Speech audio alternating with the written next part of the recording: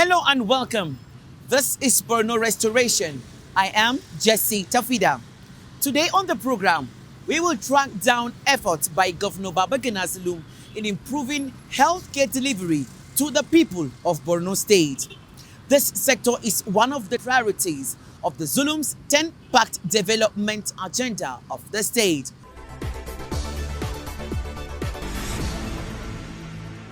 In August 2019, exactly 3 months after the inauguration of the executive governor of Borno State, Professor Babagana Zulum, he assented to a bill establishing the Borno State Contributory Healthcare Management Agency and later appoint the pioneer executive secretary, Dr. Saleh Abakaza, young and dedicated person who has been doing a lot in helping the vulnerable people of Borno access to health care through a new program known as the Zulum Special Health Intervention Program. Take a listen.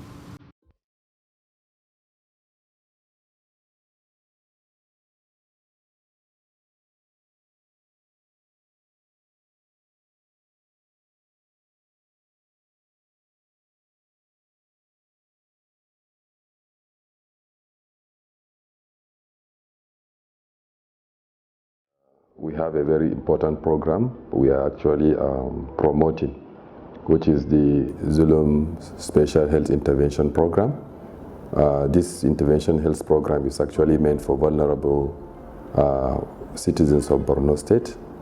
And amongst the vulnerable, we are concentrating on about 5 categories of vulnerability.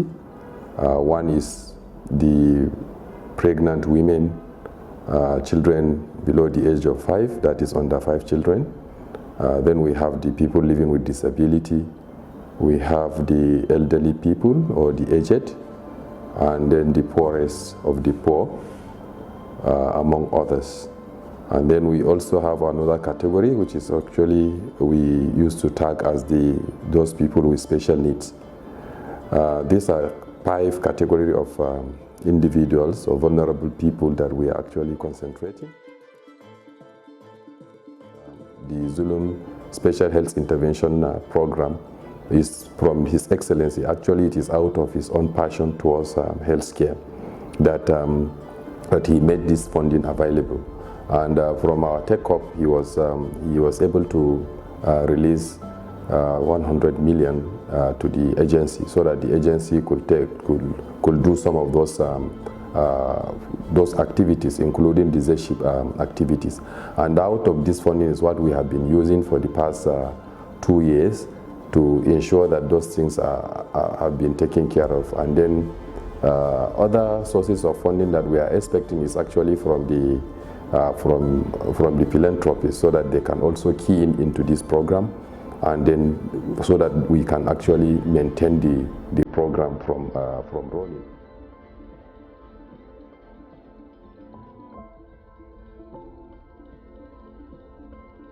So it is the health workers in those facilities which we have highlighted, or which we have enlightened about the Z-ship that used to identify those individuals, and then they forward their request to intervene as such.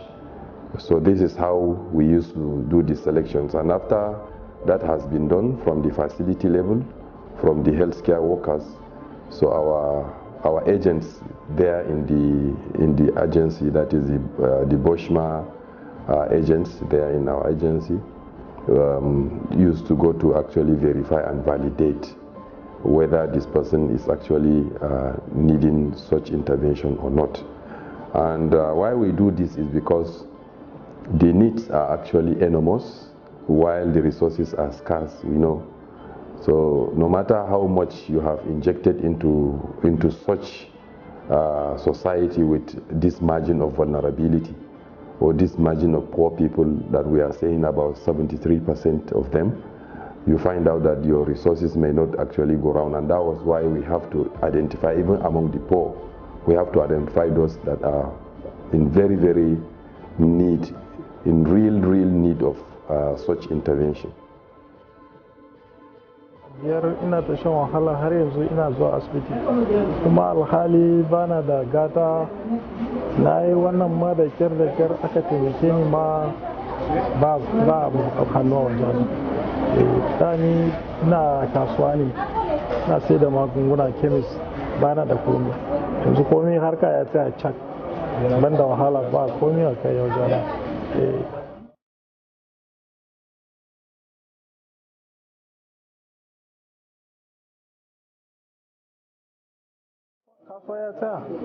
Kasuwa ya tsaya cak, yau shekara 5 da wani abu kasuwa ya tsaya cak. To ba na da dama zuwa yi, ba na iya tashi, ba na iya zo na kasuwan ma ya tsaya. Amma inda hali in na samu dan canji zan iya bude kasuwa din, ko ina zama kasa ma zan iya samu abin da zan ci da yalina. A ga yalina suna kara su yanzu hakan a kuka. To wata 5 suka zo daga kwalofata, su ma ba su samu abinci ba, haka suke su. Ina da mata 3, yara na 19.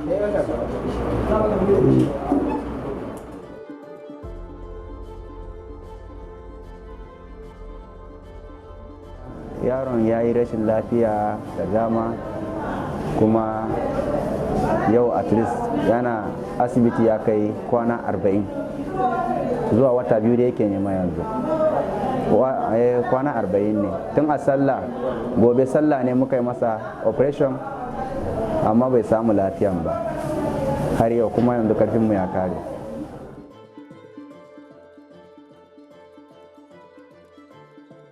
For the people, we covered the basic health needs for those people, and in some cases we even go beyond just covering their drugs and then other related hospital bills like their bed fee and other things like that.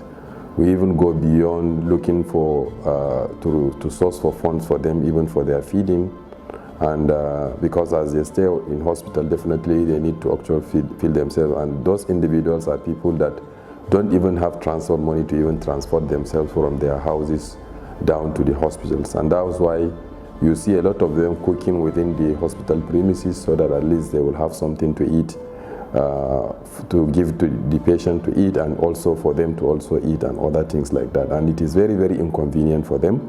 So as such, and then another thing is that those people that usually used to stay that long in hospitals, you find out that even after they are discharged, they end up maybe losing their jobs, or they end up being uprooted from their usual means of livelihood. So before they go, so those people, sometimes they may need some therapy. It might be occupational therapy. Among the other classes of people that we also identify are those people that are orphans, and those people that we used to call them the unaccompanied children as well. The unaccompanied children is because of the a decade-long insurgency, which is about 12 years now in the 13th year. You realize that we have a very large number of population that has been displaced, which was around getting to about 2 million or more in people, including the children. And as such, there are among them those unaccompanied children and those orphans among them, which may also need such intervention. And we also have those people that have mental disabilities. Sometimes you will see a lot of people roaming about the street because of mental illness, and then their families could not be identified or so. So we also intervene in such cases if we identify such individuals, and then we will see how we can even get the care, the necessary care that they needed, and also to help them trace their families. And we do that in collaboration with many stakeholders, including the civil society organizations, not only the government apparatus, but also the private apparatus as well as the community.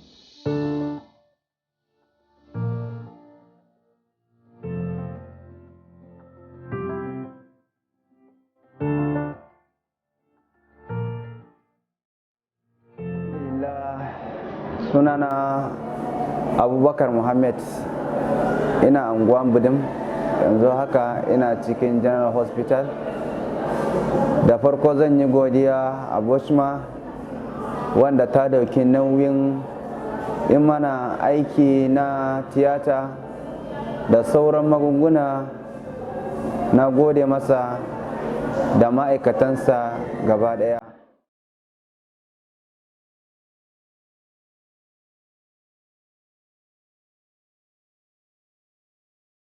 Kuma a gaskiya yanzu mun samu lafiya, muna ganin aikin da aka yi na yanzu an dace, kuma alhamdulillah yaro ya dan samu lafiya, yana maganansa, yana neman a bashi abinci mai ci, amma da yake yanzu ba zai yi ba, sai doktoci sun faɗa cewa mu bashi abu, za mu bashi.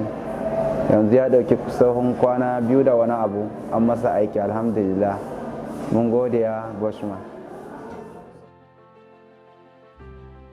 Rashin kuɗin ne ya sa ba mana aiki da wuri ba, amma to yanzu mun samu an mana tallafi, an taimaka, yanzu mun samu aiki.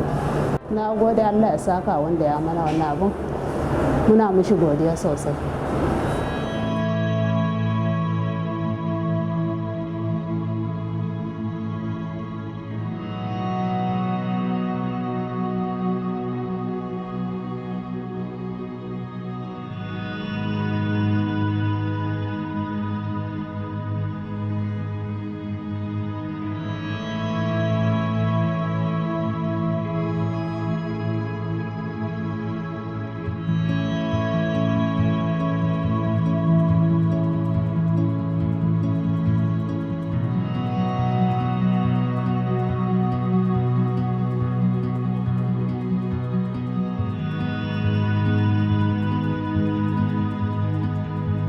Victim of gunshot injury where there's some bone loss, and he had multiple fractures on his his left thigh and hip. So he had an initial surgery in Dala where he spent a lot of money, but the fracture did not unite, so he had to come back here.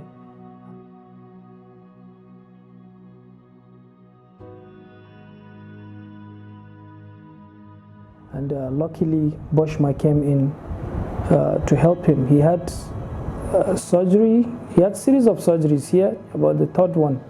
So what we are trying to do now is to unite the bone and elongate the bone, because the leg is shorter. So we are trying to equalize the length of the left leg so that it will be the same with the opposite one. That is so far what has happened.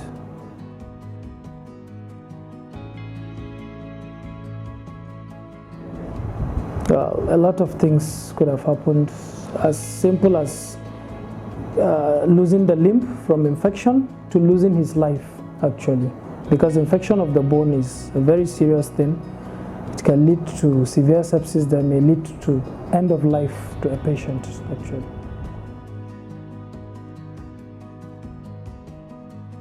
I saw him this afternoon. He's doing very well.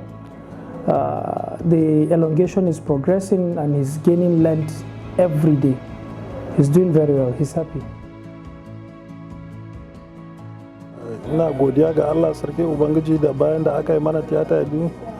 Ina godiya yanzu jikina din akwai soki. Mun aiki da yanzu din akwai bambanci, har ina iya soka, ina tattakawa, ina ta adjust din duk akwai soki, alhamdulillah. Baba Umar Zulum, Allah ya sa Ubangiji ya tabbatar mana da alheri. Ina godiya sosai da zuwan da muka haɗu da Boshma da Dr. Salen da ya zo ya haɗa mu duka gaba daya. Ina murna, ina taya ku godiya. It's actually very useful, but it's equally very expensive. Orthopedic surgeries are actually very expensive, so this is where this kind of schemes like the contributory healthcare scheme comes into play. And I call on the general public, those that really have the means. There are a lot of such patients outside that could not access this kind of care because of lack of funds. So philanthropists can come in, sponsor such patients. It will go a long way. This is a man that has 3 wives before now, But now he's living in an IDP camp and it's not his making. This can happen to anybody. That is my call actually.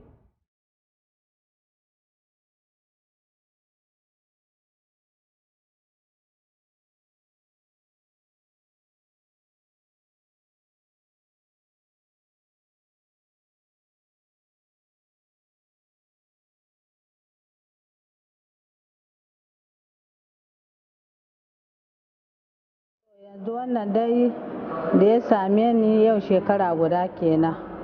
Daga ƙaiƙayin ciwon ido kuma shi kenan sai hazo ya shiga. Da wannan ne yake ciwo kuma wannan ma ya karba yanzu duk bana gani gaba ɗaya.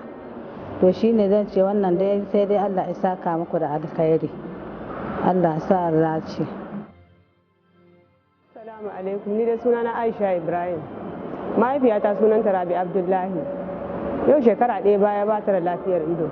Mun zo ganin likita yanzu akan a ga lafiyar idonta, an duba an ce aiki za a yi mata. To an sa hannu akan za a yi mana aikin kyauta. Allah ya saka da alkhairi, mun gode, Allah ya biya. Allah ya taimaka. Allah ya sa a dade ana yi. Allah ya ba ta lafiya ita.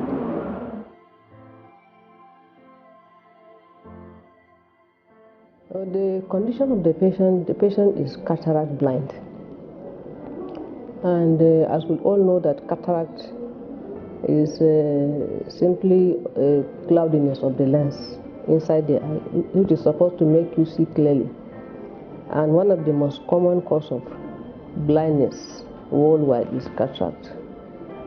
And blindness due to cataract is reversible, in that by simply extracting that cloudy lens and replacing it with a clear artificial lens, vision is restored. And the aim of taking her for surgery is to restore the vision of the patient.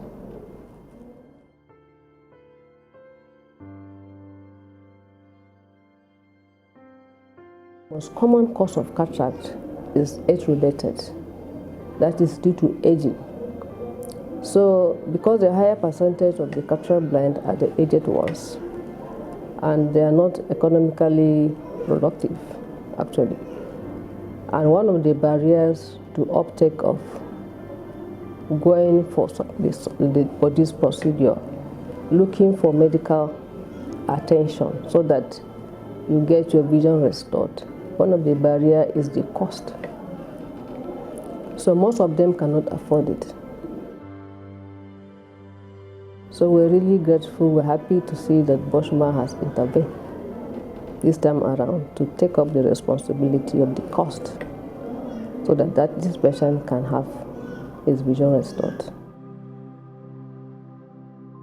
One major issue that we are facing in Borno State is that we have a larger number of people that are not covered by any health insurance scheme or contributory health scheme.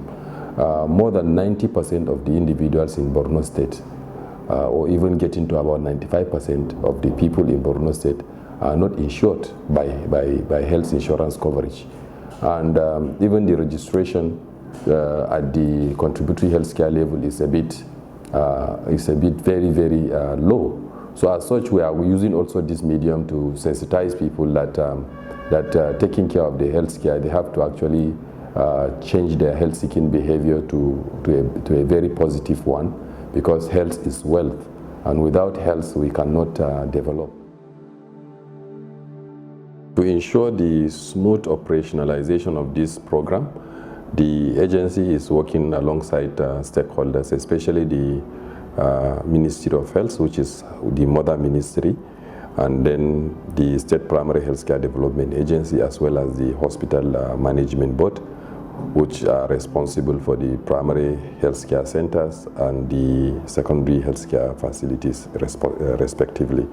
At the same time, we are also working hand in hand with the Agency for Sustainable Development and then all the other stakeholders, including the civil society organization, development and the humanitarian partners, as well as the philanthropists within the state.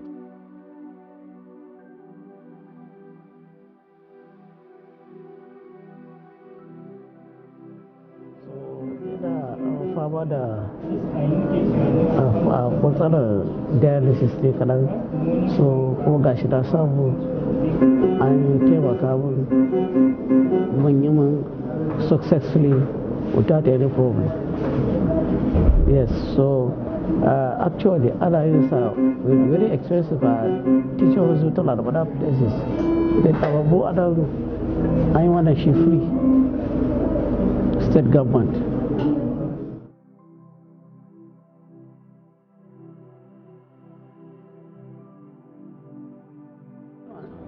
Wani sun taimaka yake ba ni kaɗai ba da suwa sun taimaka ana samun short ɗin materials na dialysis. In fact, for the past 15 days mun samu shortage ɗinsa, so ba sun yi ƙoƙari sun an samu sun taimaka sun kawo kuma ya taimaki mutane da yawa.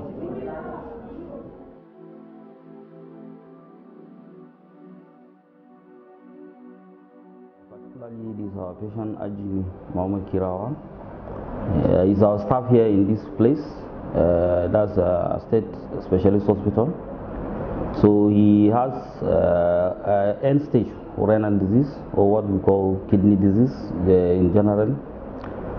So, and this kidney disease, ultimately what it means is that the kidney cannot function. That's the normal function that the kidney used to carry out. The kidney cannot do it anymore. So this patient is supposed to be on a supportive treatment, what we call either hemodialysis or peritoneal dialysis, or ultimately a renal transplant. So now what the patient is undergoing hemodialysis. This hemodialysis is what the kidney is doing, that this hemodialysis machine is doing to the patient.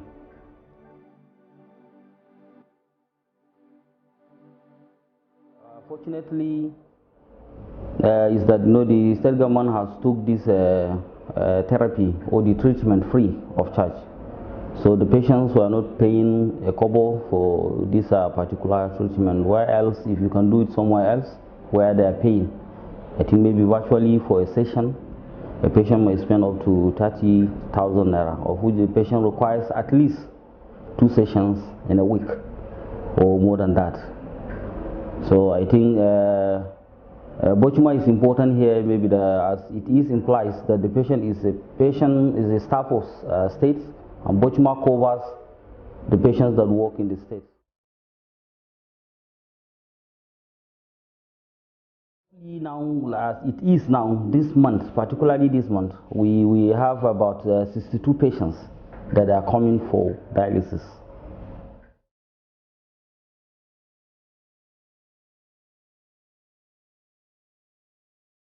So this program is also part of the component of the 10-pact agenda of His Excellency Professor Babagana Umar Zulum, CON, MNI, FNSC, and at the same time the 25 years development plan of the state, as well as the 10 years strategic development plan for the state.